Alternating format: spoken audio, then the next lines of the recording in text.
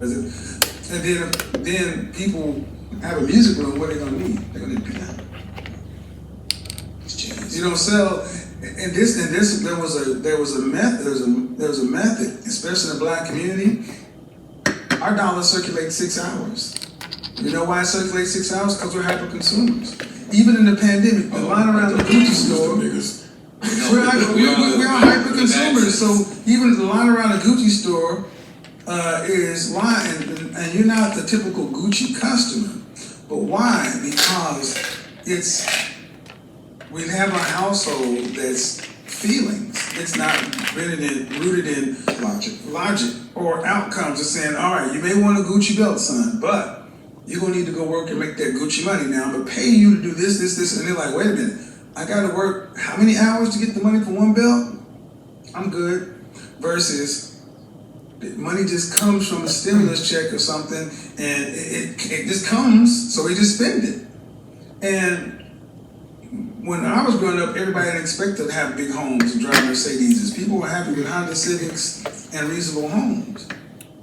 Men not being around, we're the more logical, long-term, because we know ain't nobody coming to save us. So we gotta have something.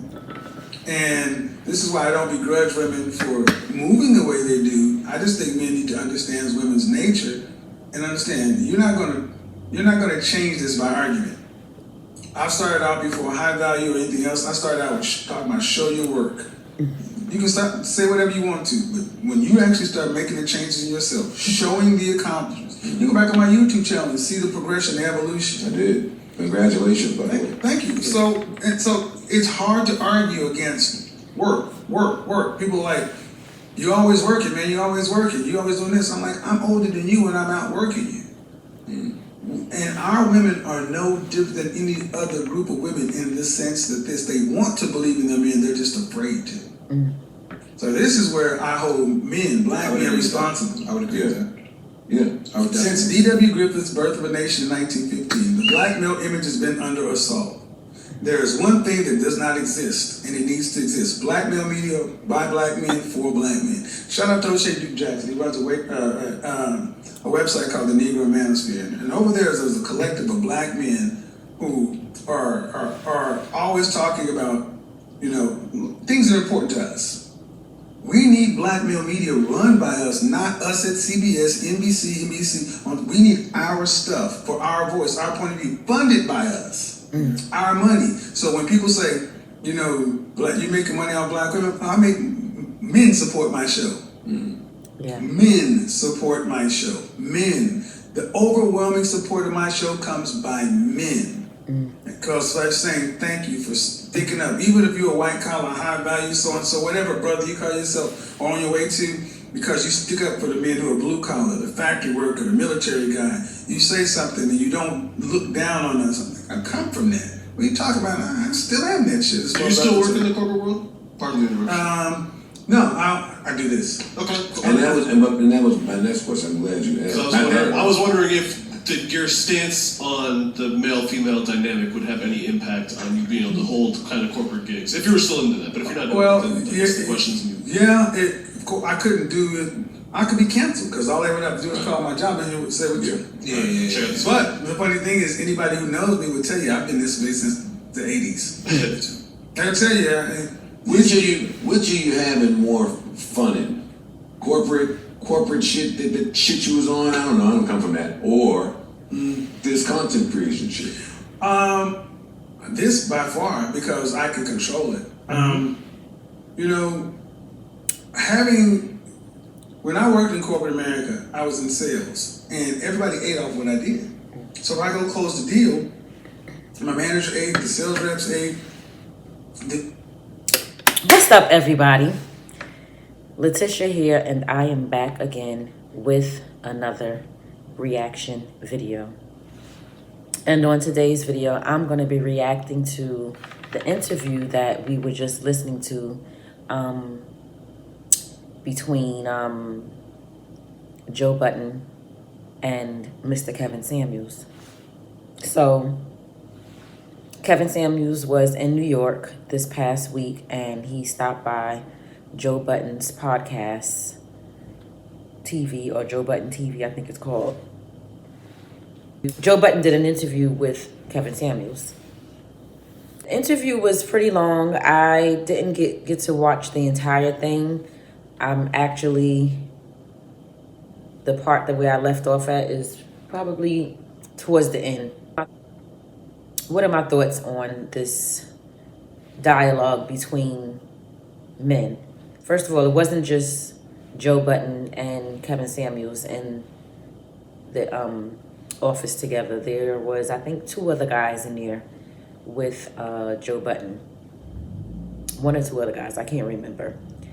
Anyway, there was some pushback from Joe Budden, meaning like, you know, there were some things that he questioned Kevin Samuels on and that he disagreed with, you know. But the thing that I liked about the pushback is that there was no, it wasn't emotional. It wasn't Joe Budden getting all riled up about the things that he kind of not agreed with Kevin Samuels on at first. But after Kevin Samuels explained his point of whatever it is that Joe Budden didn't necessarily agree with, he understood. There was a young man in the room with them, in the office with them. I don't know if that was I guess that's an office. It looks more like office. This is an office. But it looks really comfortable. They got like a couch in there and everybody just looked like they're just kicking back, laid back, and, you know, comfortable. Kind of like a man cave. But anyway, another young man in there who agreed with Kevin Samuels on a lot of points that he was making. One thing that I noticed about these men talking, nobody talked over the other one.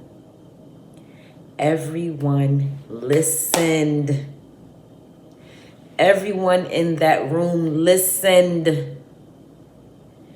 Even Kevin Samuels, what I liked about how he handled himself, he did a podcast with another man. It was a white guy. I can't remember his name right now. You guys will let me know in the comment section. But he did a podcast, I think it was out in California. What I noticed is they just, I keep losing my thoughts, guys. So please bear with me, because I really should have written all this down so that I won't forget the points I'm trying to make. But anyway, what I noticed about Kevin Samuels is that when he's on someone else's platform, he literally waits to speak when it's his turn. And that's one of the things that I notice on his platform when the women call in. Number one, they're always talking over him. And number two, you know, one of the things that he says is that, you know, you're going to respect his platform and, you know, you're just not going to speak out of turn and things like that. But I noticed that the women don't do that. I don't know. What is that with us? Like, why do we always have to be heard? God gave us 2 ears for a reason and 1 mouth for a reason, so that we can listen 2 times more than we speak. Come on, somebody.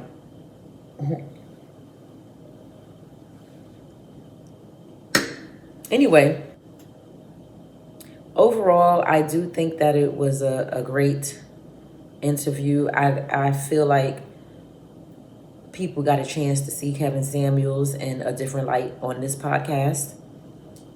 One thing, though, that I was wondering about Joe Budden is, was he really giving pushback because he really disagreed with Kevin Samuels? Or was he giving pushback because he was speaking for women? You know, because when he first started the interview out, he said that he got a little bit of, you know, tongue lashing from women who he personally was like, oh, they basically didn't like the idea. This is what I got from it. Like, they didn't like the idea that he was bringing Kevin Samuels onto their show, on his show or whatever. What else? So either he really didn't agree with him, or, and he was speaking for women, or he was just playing devil's advocate. I know I tend to do that. Like, whenever there's a group of people talking about something, I tend to play the devil's advocate a lot, because I just want the person that I'm speaking to try to see things from a different angle or a different point of view. So I know that's why I do it. Anyway, overall, I thought that the interview was a great interview, and it was great dialogue between men. And I just wish that women could have that same type of dialogue when we're talking with each other about anything. So that's my take on it. Oh, it was one other point I wanted to make. Yes. In the end of, from what I just played, they were asking Kevin Samuels, has he ever worked for corporate America or whatever, excuse me. And he mentioned something about people eating off of him. I think those were his words. And that was a really, that was a profound statement that he made, because although he's not in corporate America anymore, now he's doing the whole content creator thing, people like myself are still eating off of him. So I want to say thank you, Mr. Kevin Samuels, for creating content that people like myself can come on their platform and create content, and also have a dialogue with our audience, so that people can give us feedback on the things that you speak about on your platform.